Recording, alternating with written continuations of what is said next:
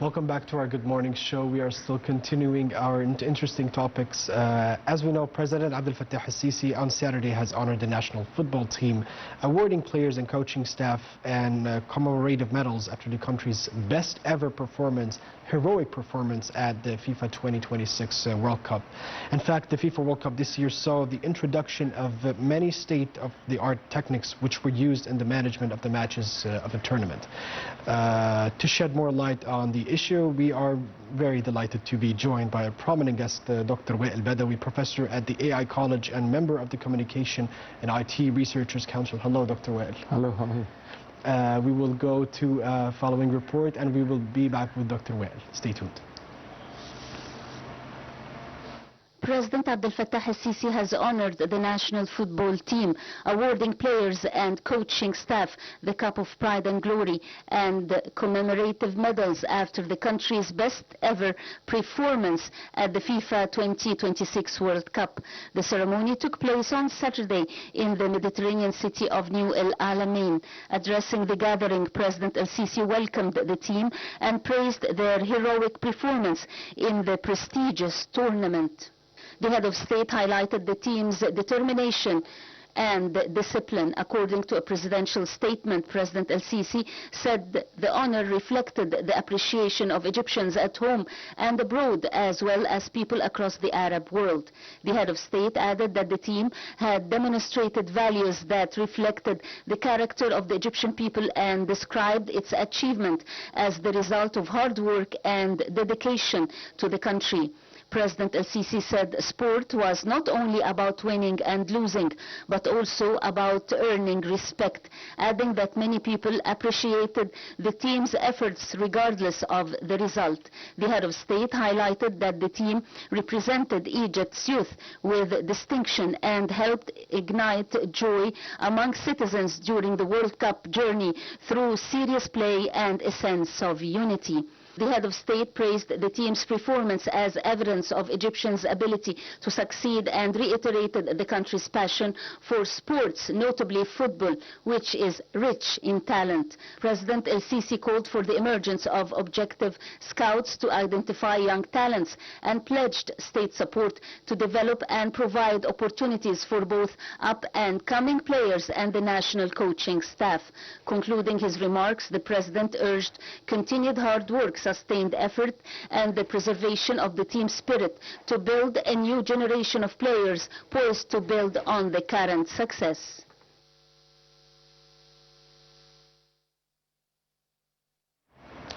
And we're back with Dr. Wael Badawi. And Doctor, first of all, tell us more about your opinion regarding keenness of the head of state on receiving and honoring the national soccer team. I believe it's an honor for all of us, and represented by the highest level of the state, which is the President Fattah al-Sisi, to recognize the effort of the team and the way the team unified. Our Prime Minister, maybe in his statement, he said it very clearly that the unification of the whole Egyptians behind them, in particular the one abroad, because we start to watch kids who have not been in Egypt before. However, they go cheer for the Egyptian team. Regardless, the player who is playing in France and his mom is Tunisian and his dad is Egyptian, he preferred, he preferred to play for Egypt. So the unification of Egyptians abroad and Egyptian in Egypt itself, it's basically the remarkable achievement for the team. We say games are win and lose, and we did not lose the entertainment and the enjoyment of watching an amazing team. Absolutely. What is meant by the digital twin in the world of sports, and how was it applied in the tournament? Digital twin, it's a concept where we build a digital or a numeric representation of any live events. So in a sport, we worked with this technology about maybe 25, 30 years ago. In specific sports like tennis, like speed skating, which basically, we call it an expensive or a wealthy-based sports. Nowadays, we start to watch this digital twin inside soccer fields. And we start to watch the specific detection, like the balls will have some sensors.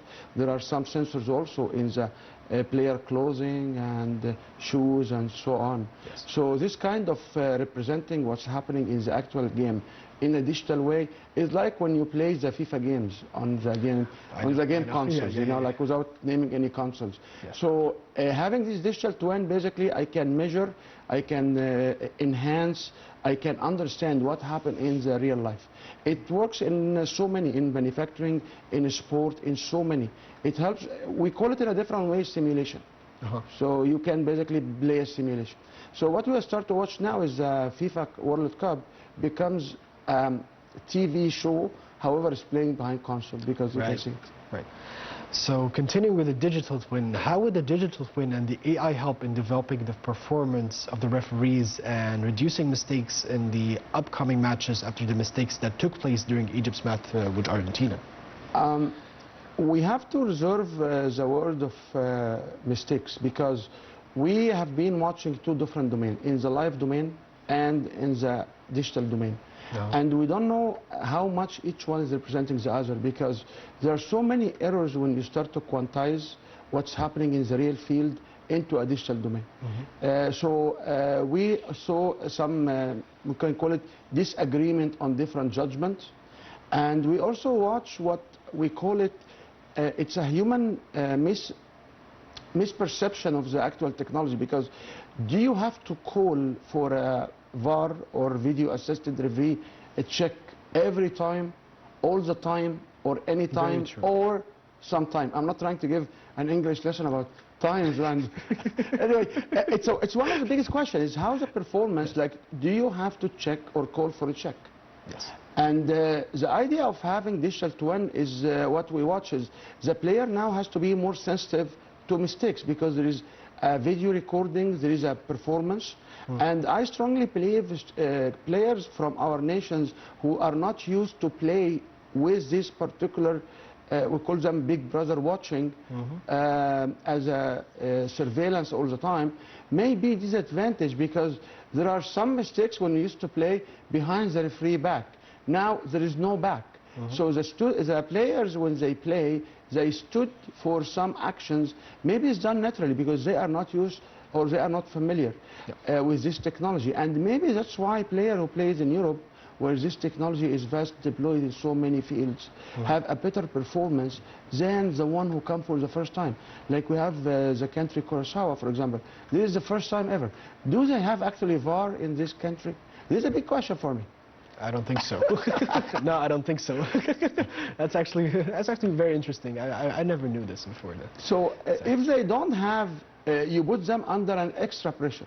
Yes. And we understand very well that the performance of the top players will be impacted by their emotion and their pressure. So sometimes they say because they get to the field and they have all of these viewers in the field, they have some tension and pressure.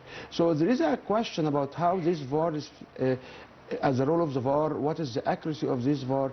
Moreover, what about the nation? And we call about digital divide. Digital divide means we have nations do not have the same level of technology everywhere. Right, absolutely. But what about the mistakes that can affect the decisions of the VAR? And are they just technical problems or a result of human error? They are technical problem or result of human errors. I believe they are combination of both. Okay. Because sometimes when you talk about sensor has an accuracy. And many of us, when we drive our vehicle, suddenly we found the GPS of the vehicle is somewhere else. Especially when we have very wide road, like the new capital, very wide road with the extension of the ring road, for example. Yes. So the viewer has to understand that any sensor has an error. It could be 1 millimeter, 1 centimeter, 1 meter, God knows. Yes. So what we are looking for is, can someone explain to us what are the accuracy of this sensor? Yes. Now, when human will see a game, will watch on a video playback some actions, human may make judgment, and this judgment is impacted by the video quality, by watching the video. And we also behind the screen here in our home, we watch the same replay, and sometimes actually we found that two will not agree on one decision. So I believe it's a combination of both, and I'm not sure it increases the fun of watching games or will make us more agile and more eager to see what the VAR result. I believe right now we are more interested what the VAR will say against what the actual game is. Yes, absolutely. But despite the technological problems, why does the VAR decisions are questioned by both the players and the fans? The VAR decisions are questionable by both the players and the fan because we are not familiar with, we are not used to it. And one good example, as I said, we go back to our vehicle. If you drive the GPS and there is an error, nowadays we are used to this error, so we don't question the error. Yes. But I believe 5 years ago, 10 years ago, we say, oh yeah, you know what, there is an error there. It missed the turn. No, we are not familiar enough because we watch this VAR, to be honest with you, in our nation here in Egypt, only during World Cup, because I don't believe our VARs in the local competitions are at this level. And the funny... Like Africa Cup of Nations, we don't get used to this like the World Cup. And Africa Cup of Nations, you will not get the same VAR, because the African nations, the 54 nations, are within the digital divide. Digital divide means someone owns the technology, enjoys the technology, and someone is only using the technology, and is very complicated or very expensive for them to adopt. So, and there was actually a UN meeting last week on deciding and trying to find a way for this digital divide. So I don't believe that the African nation will ever have a complete VAR, because so many nations don't have in their local competition a VAR. And even if you remember, there was some critique for our systems, that's how many cameras we have in the VAR. We have 8, 6, 12, 20, 34. The large number of cameras, we only hear about them in the World Cup tournament and in the European tournament. But in our local tournament and competitions, we don't have. So our teams are not familiar with the VAR. Right. And the VAR is not different than having a different shoes for the player. Because when you give the player a new shoes, he has to play with it for some time to get used to it. Yes, of course. But will the time come when sports reach a phase in which human interferences would be limited in favor of the AI, or will the referee be the decision maker? I don't believe as a human we will accept a decision making by computers through AI or digital or what have you, because we have to get human to review it. So the concept of having human to review is the right concept, which we call it man in the middle. So the man in the middle will make judgment. This is the right decision or not? So what we say is VAR will give a recommendation, or will demonstrate a scenario or a case. And then when human will study the case, he will decide. The point is, how familiar are these referees with this technology? This is another question, because you have lots of referees coming from different nations. Yes. So I strongly believe that some of them will only have watched them for the first time and in the orientation or the training sessions, but they did not use it in practical. Yes. And this also a factor we have to consider. I'm not sure if what we say is actually publicly disclosed, but this is the truth. If you use it for the first time, we always, if we come for the show for the first time, we were tensioned, we were stressed. But when we are used to come to the show every other week or every month, we become coming to home. That's right. So it's the same scenario. I know. So, but did you follow up the matches of the World Cup? And if you could you please shed more light of the state of the art technologies used in this year's tournament?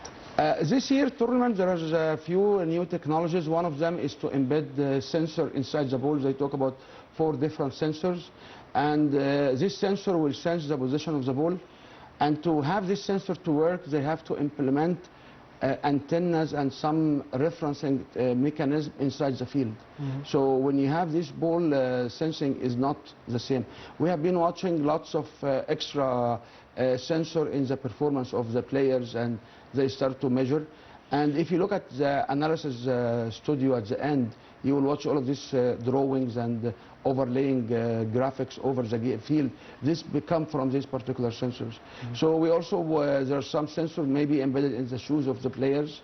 And what we have been learning is they have 3D environment where they take 3D images for all the players, and these 3D models will become part of the demonstration. And I'm not sure it's part of the demonstration after the fact or part of the decision making that there is an issue there. When we talk about the match between Egypt versus Argentina, do you think what happened in the match was the VAR mistake or was it a referee mistake? Or maybe it was the referee inexperience of using VAR. Yes.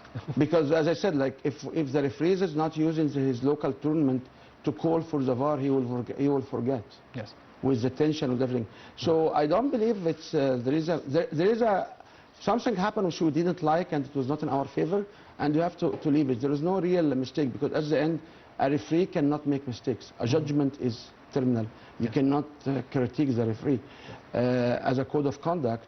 And I don't believe that the referee is all these stories and concepts about the referee leaning toward the team against the others. We don't believe in that, because if he is leaning toward the team, he will not come only in the last 10 minutes or 5 minutes. He will be starting from the very beginning. And you watch this in the lots of African games, that there is some lenient toward a specific team, and you see from the very beginning, from the first minute, you start to see yellow card, you start to see fouls, calls and stuff, which is not legitimate. However, what's happened was a basic we need to train our viewers and our fans. We need to give them enough information of how to use the VAR. Okay. The referees themselves need to be more familiar with the VAR than just having a training sessions. If they use it on a regular basis, they will call it on a regular basis. And this is where I see it. And towards the end, the referee himself as a human, I believe he got into tension, he got into pressure, he got into stress, so he may forget what he's not used to it. This is the way I read it, and I say we had an enjoyment. And what I can tell you also, that we stopped watching the game after the Egyptian team have been went out of the game. I don't know why, but we stopped. I also don't know why. Like, I really don't know why. Yeah, maybe it's the enthusiasm of our team or supporting our team. However, it was a good tournament. We watched Egyptians have the lead in players, and there are some other countries which have been losing, and they did not even celebrate that because they were playing really bad. But our team did the best, and we have a good bunch of players, and hopefully we will get into one day into the top of the World Cup one day. Yes, and absolutely, it was impeccable that our Egyptian national football team, for the first time ever, to reach the round of 16. That was something big, actually. Yeah, there's something big, and what we were saying is Gen Z and the new generation, all what they watched is Mohamed Salah and the team in the World Cup, and for 2 times in 8 years. Under President El-Sisi, which is a big achievement. But we suffered from Magdi Abdelghani when he scored the goal long time ago, and they keep telling us. So we in our Don't forget my goal. Don't forget my goal. Don't forget again. Don't forget my goal. In our generation, the scenarios were not that. In our generation, we barely reached the World Cup, and we were always playing in the African team, so in the African competition, not in the World Cup. So it's a new Egypt. We are one player on the global stage, not only in soccer, but also in technology, in social, in everything. So yes, it's the new Egypt. Okay. But in the matches that Egypt played in the World Cup, do you think that there was any VAR mistakes that happened during those matches? I will believe the VAR mistakes after the Egyptian game, and I know what are you trying to indicate here. If you look at the nationalities of the referees themselves and where they referee, you realize they are more familiar. I'm not sure, no one made a comment on that, but the top 4 teams, 3 from Europe and 1 from Latin America, that's it. Yeah. So where is the other countries? So people who play in Europe... they are shedding more light about certain nationalities for the referees. Yeah, so I believe the certain nationalities will play because these referees will be practicing on each game of VAR. Yes. So this is the way I read it. However, you know, the level of playing towards the top games, the level of playing will not give lots of room for mistakes because these are top players. So there is not enough room for mistakes. Could you please shed more light of the most important techniques that assist the VAR in the FIFA World Cup 2026? The one was offside, onside line. This was one of the major VAR tactic. There's also, they called, there is but we did not see it too many because there is not too many goals have been questioned, but there is a goal line as well the tracking the balls themselves and trying to measure. And you have to understand that was made only for analysts and for media. It was not made like before the World Cup. This was not made for VAR. Yes. This particular analysis was made for media to give analytical studio after the game, and for the player to be able to better perform. And you always watch this little jacket they have under their t-shirts, which is the black one. Yeah. This is the one which has lots of sensors. It's not. That's it. It measures how much they burn of energy, how much they sweat, where they run. And this used to be to help them analyzing their performance at the end. So right now we are watching, it's a complete digital game, because we are looking for this performance. What was amazing is we go and say, okay, so can you show us where's the player, which is called heat map. You see where the players are playing and how fast they were running. I remember Imam Ashur, when he scored, they said the ball reached 123 kilometers per hour. It's probably the best goal ever in the tournament, in my opinion. I believe it's the best goal ever for him. Okay? Yes, of course. It was an incredible goal, actually. It's an incredible goal, and the idea of measuring the speed of the ball, and then players, fans actually will go behind these statistics now. So this particular part of our transformation from watching in a stadium into watching with electronics and with digital data, it becomes a new era of watching games. Okay. In your opinion, Doctor, what was the best match that you watched in the tournament until now? The match, I believe the Argentina match is one of the Egyptian best matches ever. And I believe we scored enough goals to win, but not all of them counted. It was so funny that you have a goal which was scored and then cancelled, and 6 minutes later, or more or less, you have the same player score similar goal. Yes. It was very, I believe this game actually came into maturity. The first game of the groups will not be mature, because they are first time to play and they try to sense the fields. The also remarkable thing was the actual field, which basically shielded from the environment, because it's covered, air conditioned, and as Hussam Hassan was saying in one of the TV interviews, these people play at 10 o'clock in the morning. Nobody play. We need to wake up, have breakfast, and then rest, and then play. This particular timing zone as well has a factor. And I'm not sure how many, we used to play like this time when we play outside the school. But as a professional players, we used to play after 4 o'clock or after 3 o'clock. Right. So there's also some discussions need to go around not only time shift, but also shifting the game to this time. But do you agree with most of the opinions that were on the social media that the results of the match between Egypt and Argentina was 4-2? I watched the social media, and my judgment on social media is they are looking for the trend. So don't believe everything saying on the social media, because the majority of anyone he wants the trend. He wants his opinion to be watched, to be seen. There are so many discussion on penalties which is not counted, a foul which was not counted, yellow cards and red cards. We have to understand that human judgment is not automated. Is still the fun of the game is when we have a human make judgment and have argument and have disagreement, because otherwise it will be a normal experience that you drive the street, you reach the end. It's not like that. I mean, AI could be a major support, but the human interference is also important.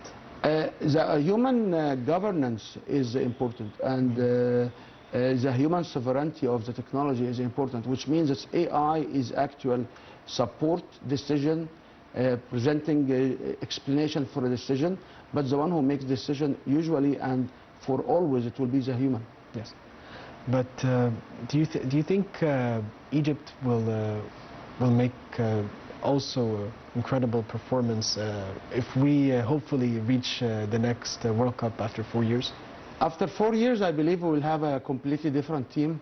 Yes. The key performance players like Mo Salah and others will be, I believe they will be retired. I hope he will continue to be one of the oldest ever player in the World Cup. Just like Hassan Al-Hadari, he played in 2018, the oldest goalkeeper. Like Hassan Al-Hadari. But we believe that the full team will change, and I'm not sure how much we will continue with the actual crew, because remember before that tournament, Hussam Hassan has lots of criticism and critique about every single step. Yes. I believe even if he walks in the street, people say he walks, not run, you know, like. And suddenly when he starts to show he has the leadership, he demonstrates how he organizes the players, we move to the right place where we support our coach for our national team. In your opinion, what are the main focuses that the Egyptian national football team could have to reach more than that in the next World Cups, if we hopefully reach the next World Cup? I believe the integration and having the team is always in assembly mode, and putting a training programs for them, not only grab them before the competitions, strengthening the local competition as well. Yes.